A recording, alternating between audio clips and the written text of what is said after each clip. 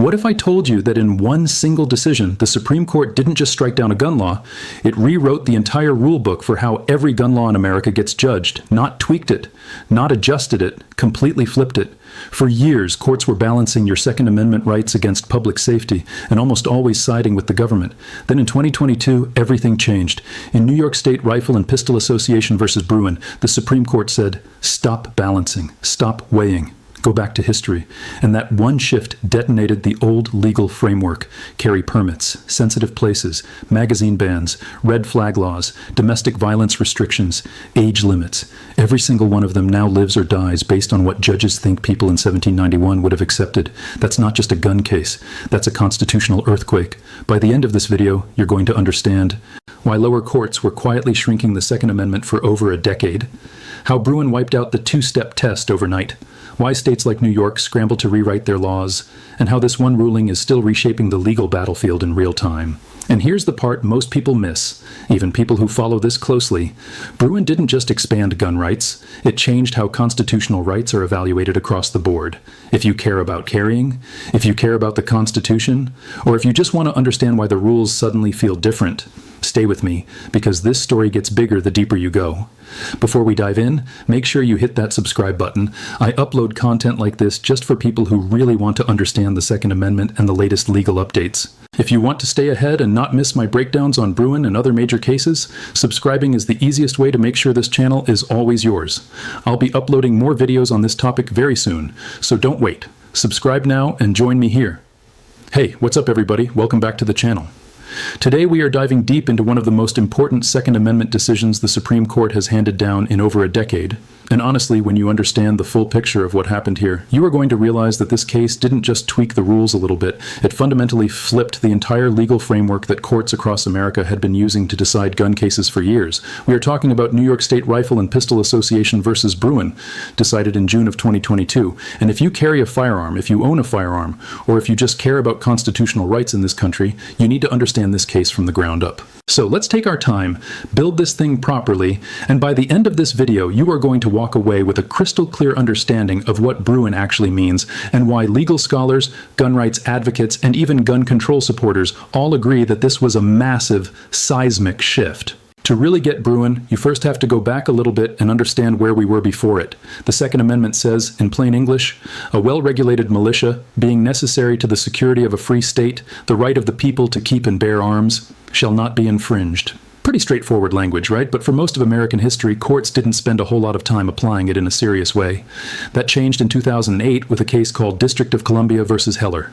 In Heller, the Supreme Court said for the very first time, officially clearly on the record, that the Second Amendment protects an individual's right to keep a firearm in the home for self-defense. That was huge. Before Heller, a lot of courts were treating the Second Amendment as only applying to militias, meaning the government could regulate guns however it wanted, and individuals couldn't really complain about it constitutionally. Heller shut that down. Then in 2010, a case called McDonald versus City of Chicago extended that ruling to state and local governments, not just the federal government. So now the individual right to have a gun at home was protected nationwide.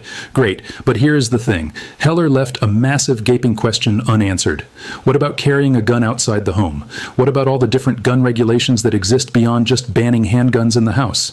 Heller didn't give courts a clear test for how to evaluate those questions, and what happened next was a legal mess. After Heller and McDonald, federal courts across the country started doing their own thing. Most of them landed on what became known as a two-step test. The first step was asking whether the law in question even touched on conduct protected by the Second Amendment. If the answer was no, the law was fine. If the answer was yes, the court would move to step two, where they would apply something called means-end scrutiny. Means-end scrutiny is a fancy legal term that basically asks, how important is the government's goal here? And does the law actually achieve that goal without going too far? Courts would apply different levels of this scrutiny depending on how close the law came to the core of the Second Amendment right. Laws that really burdened the right got strict scrutiny, which is very hard to survive. Laws that only lightly burdened it got intermediate scrutiny, which is much easier for the government to pass. And here's the dirty secret of that approach. Intermediate scrutiny is really, really easy for the government to win.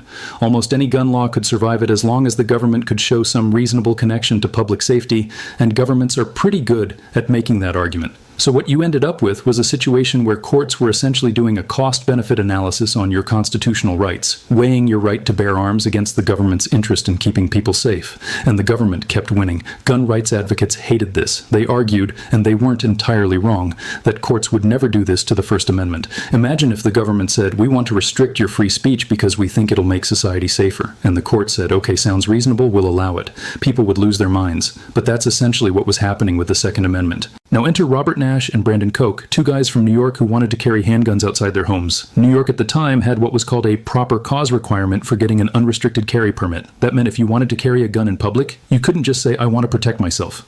You had to demonstrate a special, particularized need for self-defense, something beyond what the average person on the street might face. You had to show that you, specifically, had some elevated threat or unique circumstance that justified you having a gun in public. Nash said he wanted to carry for general self-defense and had recently had some cash stolen from him. Koch said he carried large amounts of cash for his business and also wanted to carry for general self-defense. New York said, no, not good enough. Your reasons aren't special enough. You don't qualify. So they sued, arguing that New York's proper cause requirement violated the Second Amendment. The case worked its way up through the courts, and eventually the Supreme Court took it. 6-3, with Justice Clarence Thomas writing the majority opinion, the court struck down New York's law. But more importantly than the outcome itself was the reason. The court didn't just say New York went too far.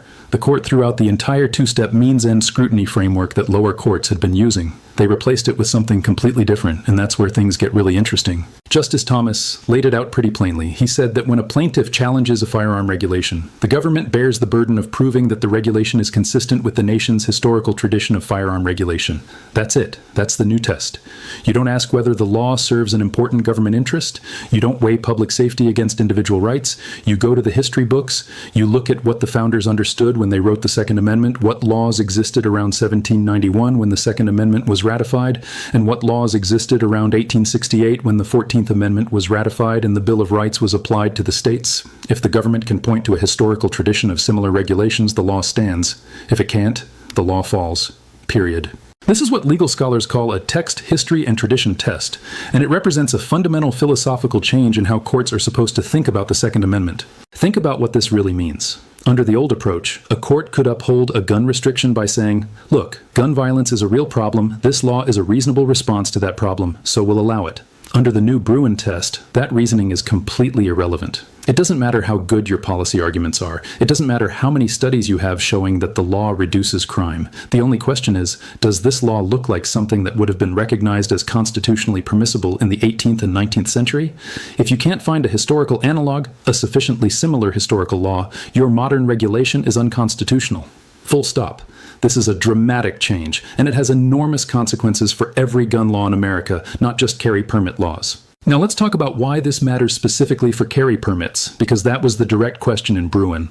The court looked at whether there was a historical tradition of states requiring people to demonstrate a special need before carrying a firearm in public, and they found, no, there wasn't. In fact, the historical evidence pointed in the other direction. The court looked at early American laws, looked at the English common law tradition, looked at founding-era statutes, and concluded that law-abiding citizens historically had a right to carry firearms for self-defense in public. There were some regulations on how you could carry, some laws against carrying in certain ways that were threatening or dangerous, some limits in specific sensitive places. But the idea that you had to prove to a government official that you were special enough to deserve the right, that didn't have a historical foundation. So New York's proper cause requirement had to go. This had an immediate and massive practical impact. Before Bruen, there were basically two types of carry permit systems in America. You had shall-issue states, where the government had to give you a permit as long as you met certain objective requirements like passing a background check and completing a safety course. And then you had may-issue states, where the government could exercise discretion and deny your permit even if you technically met all the basic qualifications, if they just decided you didn't have a good enough reason to carry. States like New York, California, New Jersey, Maryland, Massachusetts, Hawaii, and a handful of others operated under may-issue systems. After Bruen, the discretionary, subjective, good cause or proper cause elements of those may-issue laws were essentially struck down overnight. If you meet the objective requirements, you get the permit. The government no longer gets to say, we just don't think you need it. That's a seismic change in some of the most populated states in the country. Millions of people who previously lived in states where they would almost certainly be denied a carry permit unless they were wealthy, well-connected, or could demonstrate some extraordinary threat were now entitled to one. But here is where it gets even more interesting and honestly a little complicated, because Bruen didn't say that governments can't regulate carrying guns at all. The court specifically acknowledged that there are sensitive places where states can prohibit firearms, even from people who have valid carry permits. The examples the court gave were things like schools and government buildings. That's fine, the court said, because there's a historical tradition of keeping certain specific places off limits. But then the court warned that states couldn't just designate everywhere as a sensitive place, because that would be a backdoor way of nullifying the carry right that Bruen had just recognized. And almost immediately you saw some states try to do exactly that. New York passed the Concealed Carry Improvement Act shortly after Bruen, which created an enormous list of sensitive locations. Times Square was basically declared a gun-free zone, along with bars, restaurants that serve alcohol, any place where people gather, essentially most of public New York City, and also added a requirement that permit applicants demonstrate good moral character. That law immediately got challenged in court, and the legal battles over exactly where the line is between a legitimate sensitive place restriction and an unconstitutional attempt to gut the Bruen ruling are still playing out in federal courts right now. This brings up something really important about the Bruen test that you have to understand. Applying it is harder than it sounds. The court says you go to history, but history is complicated. Historians disagree. Laws from 250 years ago don't map neatly onto the modern world. How similar does a historical law have to be to justify a modern one? Does it have to be nearly identical, or just in the same general spirit? What if a problem didn't exist in 1791 and there's no historical law about it, but a modern law seems like the logical extension of a historical principle? The court tried to address some of this in Bruen itself, saying that you don't need a perfect historical twin, just a relevantly similar historical regulation, and that courts should look at whether modern laws are analogous enough to historical ones. But that still leaves a lot of room for courts to disagree, and they have been disagreeing a lot since Bruen came down. The Supreme Court came back to these questions just 2 years later in United States versus Rahimi, decided in 2024, where the court upheld a federal law prohibiting people who are subject to domestic violence restraining orders from possessing firearms. This was a really important case because some lower courts had read Bruen super strictly and said, well, we can't find a law from 1791 that matches this exactly, so it must be unconstitutional. The Supreme Court pushed back on that. Chief Justice Roberts wrote the majority opinion and said that the Bruen test doesn't require a historical twin, it requires a historical tradition, and that tradition can be inferred from a collection of historical laws that reflect a common principle, even if no single law is a perfect match. The principle at stake in Rahimi was that people who have demonstrated they're a physical threat to others can be disarmed. And there was enough historical evidence of that principle, laws disarming people who were deemed dangerous, to uphold the modern domestic violence law. So Rahimi clarified that Bruen isn't quite as rigid as some people feared, but the core of the test, history and tradition, not means and balancing, is still firmly in place. What you end up with after all of this is a Second Amendment jurisprudence that is genuinely in flux. Courts are working through cases involving age restrictions on firearms purchases, red flag laws that allow courts to temporarily remove guns from people deemed dangerous, restrictions on assault-style weapons, high-capacity magazine bans, requirements to store firearms safely, and all sorts of other regulations. Each one now has to survive the Bruen historical test, and the outcomes are genuinely unpredictable because different judges are reading the historical record differently. Some circuits have been more willing to find historical analogs for modern gun laws, others have been striking things down, and some of these cases are almost certainly heading back to the Supreme Court. Here's the big picture philosophical point that I really want you to take away from all of this, because it goes deeper than just guns. What the Supreme Court did in Bruen is make a strong statement about how constitutional rights are supposed to work. The majority is saying that constitutional rights are not subject to cost-benefit analysis. The government doesn't get to chip away at your rights just because it thinks the trade-off is worth it. Rights mean something. They have content. And the way you figure out that content is by looking at the historical understanding of the right when it was adopted, not by asking modern judges to weigh competing interests. There's something genuinely appealing about that approach from a rule of law perspective. It makes rights more durable, more predictable, and harder for popular majorities to erode, but it also has obvious limitations. The world has changed dramatically since 1791. Weapons are more lethal. Cities are more densely populated. The threats we face are different. History can only tell you so much.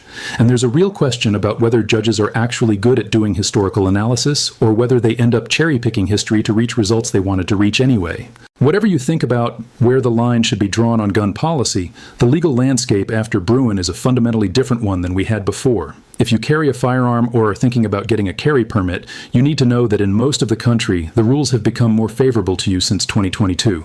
States that used to have discretionary may-issue systems are largely gone, at least in their old form. If you live in one of those states that is aggressively trying to push the new limits, like New York or California, the legal battles are still ongoing and you need to stay current because the rules are genuinely changing in real time. And if you just care about constitutional law and American governance more broadly, Bruen is a case worth studying closely because it represents a broader shift in how the current Supreme Court approaches fundamental rights, and that philosophy is going to shape American law for a generation. So that's the full Bruen breakdown. We went from understanding why courts needed a test in the first place, to the flawed two-step framework that emerged after Heller, to the specific facts of the Bruen case itself, to the new text history tradition standard and what it means practically for carry permits across the country, and finally to the ongoing battles in the courts over where exactly the new lines are going to be drawn. If you made it this far, you genuinely understand this case at a pretty sophisticated level, way beyond the headlines. Drop a comment below telling me what you think about the historical test approach. Is it the right way to interpret constitutional rights? Or do you think courts should be able to weigh modern realities? I read every single comment. If this video was helpful, share it with somebody who carries or somebody who just wants to understand the Constitution a little better, and I will see you in the next one.